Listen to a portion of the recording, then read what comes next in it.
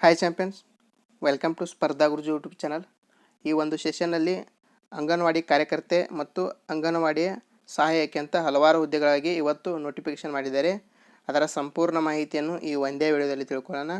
ಮೊದಲನೇದಾಗಿ ಯಾವ ಡಿಸ್ಟಿಕ್ನಲ್ಲಿ ಕರೆದಿದ್ದಾರೆ, ಎಷ್ಟು ಪೋಸ್ಟ್ ಇದ್ದಾವೆ, ಇದಕ್ಕೆ ಮೀಸಲಾತಿ ಏನು, ಯಾವ್ಯಾವ ರೀತಿ ಅರ್ಹತೆಗಳು ಬೇಕು ಎಂಬುದನ್ನು ಸಂಪೂರ್ಣವಾಗಿ ಈ ಒಂದೇ ವಿಡಿಯೋದಲ್ಲಿ ತಿಳ್ಕೊಳ್ಳೋಣ. ಮೊದಲೇ ಬಾರಿಗೆ ನೀವು ನಮ್ಮ ಚಾನಲ್ ನೋಡ್ತಿದ್ರೆ ತಪ್ಪದೇ ಸಬ್ಸ್ಕ್ರೈಬ್ ಮಾಡಿ ಮತ್ತು ನಿಮ್ಮ ಸ್ನೇಹಿತರಿಗೆ ಶೇರ್ ಮಾಡಿ.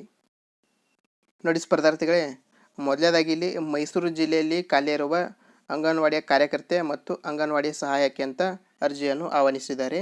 ನೀವು ಹಿಂದೆ ಕೂಡ ಅರ್ಜಿಯನ್ನು ಹಾಕಬಹುದು. ಈ ಅರ್ಜಿಯ ಲಿಂಕನ್ನು ಡಿಸ್ಕ್ರಿಪ್ಷನಲ್ಲಿ ಕೊಟ್ಟಿರ್ತೀವಿ. ಡೈರೆಕ್ಟ್ ಆ ಲಿಂಕ್ ಕ್ಲಿಕ್ ಮಾಡೋ ಮುಖಾಂತರ ಡೈರೆಕ್ಟ್ ವೆಬ್ಸೈಟ್ ಓಪನ್ ಆಕತಿ. ನೀವು ಅಲ್ಲಿ ಅಪ್ಲಿಕೇಶನನ್ನು ಹಾಕ್ಬೋದು. ಮೊದಲನೇದಾಗಿ ಅಂಗನವಾಡಿ ಕಾರ್ಯಕರ್ತರು ಮತ್ತು ಅಂಗನವಾಡಿ ಸಹಾಯಕಿ ಅಂತ ಹುದ್ದೆಗಳಿದ್ದಾವೆ. ಅಂಗನವಾಡಿ ಕಾರ್ಯಕರ್ತೆಯವರಿಗೆ ನೀವು 12th ಪಾಸ್ ಆದರೆ ಸಾಕು. ಅದಾದ ನಂತರ ಸಹಾಯಕಿಯವರಿಗೆ 10ನೇ ತರಗತಿ ಪಾಸಾಗಿರಬೇಕು.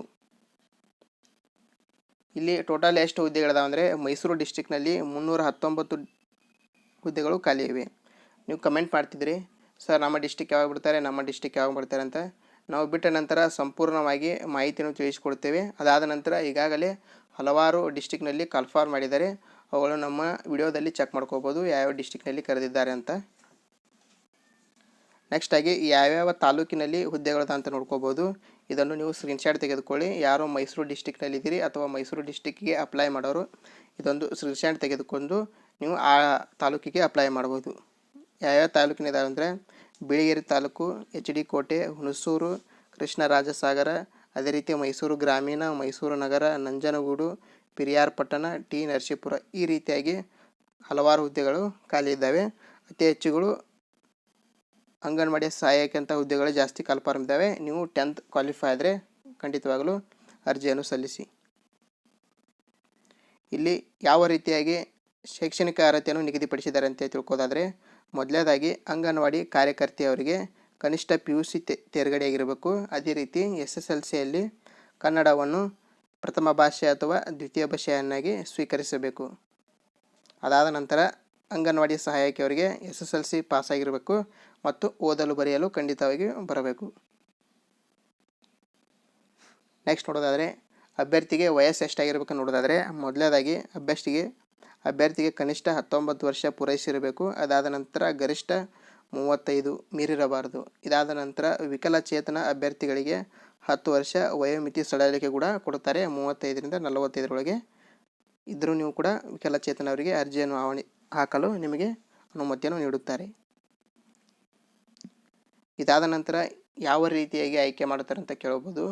ಮೊದಲನೇದಾಗಿ ಇಲ್ಲಿ ನೀವು ಅಭ್ಯರ್ಥಿಗಳ ವಿದ್ಯಾರ್ಥಿಯಲ್ಲಿ ಪಡೆದ ಅಂಕ ಅಥವಾ ಬೋನಸ್ ಅಂಕಗಳನ್ನು ಒಳಗೊಂಡಂತೆ ಪಡೆದ ಒಟ್ಟು ಅಂಕಗಳಿಗೆ ಎಣಿಸುತ್ತಾರೆ. ಕ್ರೋಢೀಕೃತ ಪಟ್ಟಿಯನ್ನು ಸಿದ್ಧಪಡಿಸಿ ಅರ್ಹತೆ ಮತ್ತು ಮೆರಿಟಿಗೆ ಅನುಸಾರವಾಗಿ ಪರಿಶೀಲಿಸಿ ಹೆಚ್ಚು ಅಂಕ ಪಡೆದ ಅಭ್ಯರ್ಥಿಗಳನ್ನು ಆಯ್ಕೆ ಮಾಡುತ್ತಾರೆ. ಇಲ್ಲಿ ಯಾವ ರೀತಿ ಆಯ್ಕೆ ಮಾಡ್ತಾರೆ ಅಂದರೆ, ಮೊದಲನೇದಾಗಿ ಕಾರ್ಯಕರ್ತೆ ಹುದ್ದೆ ಮತ್ತು ಸಹಾಯಕಿ ಅಂತ ಹುದ್ದೆಗೆ ಏನು ಮಾಡ್ತಾರೆ ಅಂದರೆ, ಸಹಾಯಕಿ ಹುದ್ದೆಗೆ 10th ಮೇಲೆ ಇರುವ ಕಾರಣ 10th ಪರ್ಸೆಂಟೇಜನ್ನು ಹಿಡಿತಾರೆ. ಅದಾದ ನಂತರ ಕಾರ್ಯಕರ್ತೆಯು 12th ಕ್ವಾಲಿಫಿಕೇಷನ್ ಇರೋ ಕಾರಣ 12th ಪರ್ಸೆಂಟೇಜನ್ನು ಹಿಡಿತಾರೆ. ಇಲ್ಲಿ ಪರ್ಸೆಂಟೇಜ್ ಯಾರು ಹೈಯೆಸ್ಟ್ ಮಾಡಿರ್ತೀರಿ ಅವರನ್ನು 1:5 ಮುಖಾಂತರ ಸೆಲೆಕ್ಟ್ ಮಾಡಿ ಅವರಿಗೆ ವಿವಿಧ ರೀತಿಯ ಬೋನಸ್ ಅಂಕಗಳನ್ನು ಕೊಡ್ತಾರೆ. 10ಕ್ಕೆ ಇಷ್ಟು ಅಂಕಗಳಂತ ಕೊಡ್ತಾರೆ. ಆ ಅಂಕಗಳಲ್ಲಿ ಯಾರು ವಿವಿಧ ರೀತಿಯ ಬೋನಸ್ ಅಂಕಗಳನ್ನು ನೀಡಿದ ನಂತರ ಶಾರ್ಟ್ ಲಿಸ್ಟನ್ನು ರೆಡಿ ಮಾಡ್ತಾರೆ. ಇಂತಿಷ್ಟ ಪೋಸ್ಟಿಗೆ ಇಂತಿಷ್ಟ ತಾಲೂಕಿನಲ್ಲಿ ಹಾಕಿದ್ರಿ ಅಂದರೆ ಯಾರು ಅತಿ ಹೆಚ್ಚು ಪರ್ಸೆಂಟೇಜ್ ಮಾಡಿರ್ತೀರಿ ಅವರನ್ನು ಸೆಲೆಕ್ಟ್ ಮಾಡ್ತಾರೆ. ಇದಾದ ನಂತರ ನಿಗದಿತ ಅರ್ಜಿ ಶುಲ್ಕ ವಿವರ ಅಂದರೆ, ಇಲ್ಲಿ ಯಾವುದೇ ರೀತಿ ಅಪ್ಲಿಕೇಶನ್ ಫೀಸ್ ಇರುವುದಿಲ್ಲ. ನೀವು ಡೈರೆಕ್ಟಾಗಿ ಅಪ್ಲಿಕೇಶನ್ ಒಂದೇ ಆನ್ಲೈನ್ ಮುಖಾಂತರ ಸಲ್ಲಿಸಿದರೆ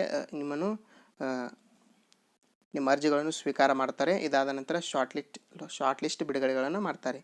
ನೀವು ನೋಡೋದಾದರೆ ಅರ್ಜಿ ಸಲ್ಲಿಸಲು ಪ್ರಾರಂಭ ದಿನಾಂಕ ಅಂದರೆ ಈಗಾಗಲೇ ಅಪ್ಲಿಕೇಶನ್ ಸ್ಟಾರ್ಟ್ ಆಗಿದೆ.